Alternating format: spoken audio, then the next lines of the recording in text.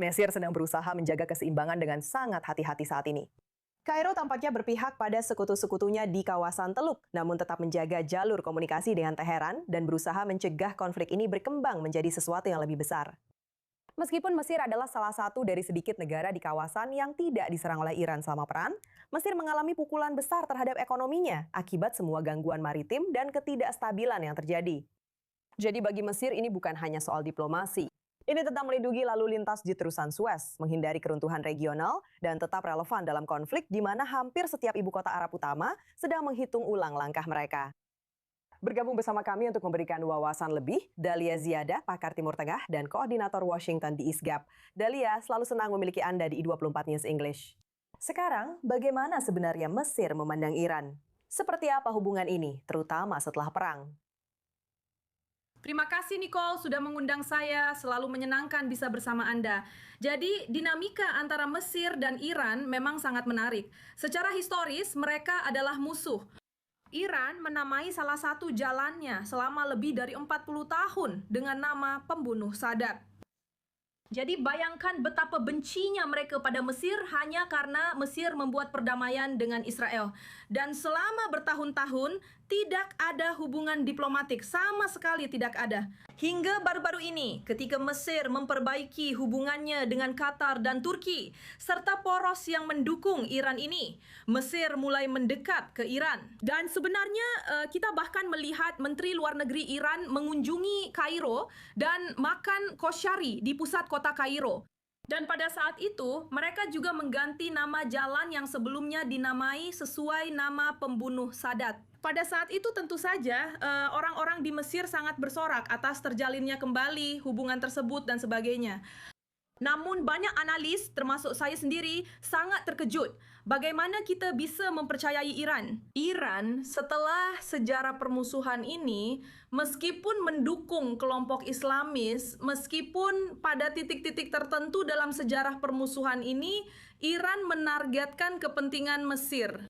Dan situasinya mulai memburuk setelah serangan Iran terhadap negara-negara Teluk Arab. Yang terjadi adalah Mesir awalnya berpihak pada Iran. Kenapa? Karena Iran sedang berperang melawan Israel. Sekali lagi, anggota parlemen angkat bicara dan mulai mendukung Iran secara terbuka, bahkan tanpa peduli sama sekali pada fakta bahwa Iran menembaki negara-negara Arab. Dan hal ini menimbulkan kekecewaan besar di antara negara-negara Teluk terhadap Mesir yang mereka harapkan secara alami akan berpihak pada mereka. Dan Mesir pada saat itu, pemerintah Mesir mencoba membenarkan hal ini dengan apa yang mereka sebut sebagai kebijakan keseimbangan strategis. Menurut saya itu adalah kebijakan yang sangat tidak bijaksana yang coba diterapkan Mesir untuk membuat dirinya netral di kawasan yang tidak ada seorang pun yang mampu bersikap netral.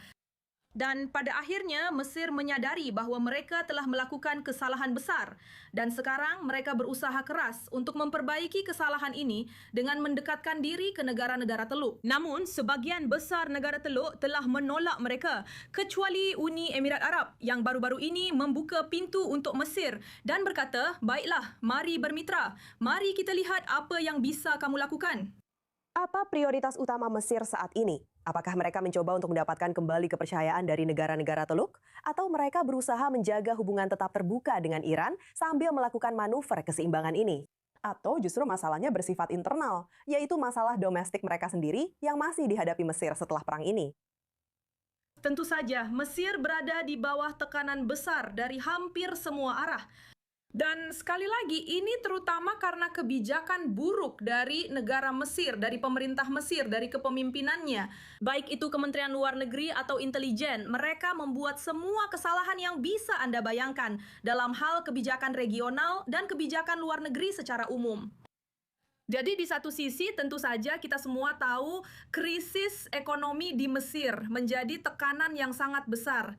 Ini tidak akan terselesaikan dalam waktu dekat kecuali jika terjadi keajaiban. Dan negara-negara Arab di Teluk sekali lagi berpihak pada Mesir dan menyelamatkan Mesir dari krisis ekonominya. Jadi ini satu hal. Hal lainnya adalah ancaman yang tak terelakkan terhadap Laut Merah. Laut Merah adalah urat nadi kehidupan bagi Mesir. Di sanalah terusan Suez berada, salah satu sumber pendapatan utama bagi negara. Dan di saat krisis ekonomi seperti ini, Mesir tidak bisa menanggung adanya gangguan apapun di Laut Merah. Tapi kita semua tahu bahwa pada akhirnya tidak bisa dihindari bahwa Iran akan menggerakkan proksi-proksinya di Laut Merah. Sebenarnya baru-baru ini 2 hari yang lalu sebuah kapal Mesir dengan 6 pelaut di dalamnya diculik di Somalia. Dan Mesir masih bernegosiasi sampai saat ini untuk membebaskan mereka atau bahkan menemukan mereka. Jadi Mesir tahu bahwa ini akan terjadi. Jadi mereka memutuskan untuk mendekat atau mungkin mencari solidaritas yang baru terjalin dengan beberapa negara Teluk Arab. Dari perspektif Uni Emirat Arab, sebenarnya ini juga merupakan sebuah kesempatan bagi mereka karena mereka sedang mencari mitra yang kuat secara militer di kawasan tersebut. Setelah mereka tidak bisa bersekutu dengan Pakistan yang sudah bersekutu dengan Arab Saudi, mereka juga tidak bisa bersekutu dengan Turki yang sudah bersekutu dengan Qatar.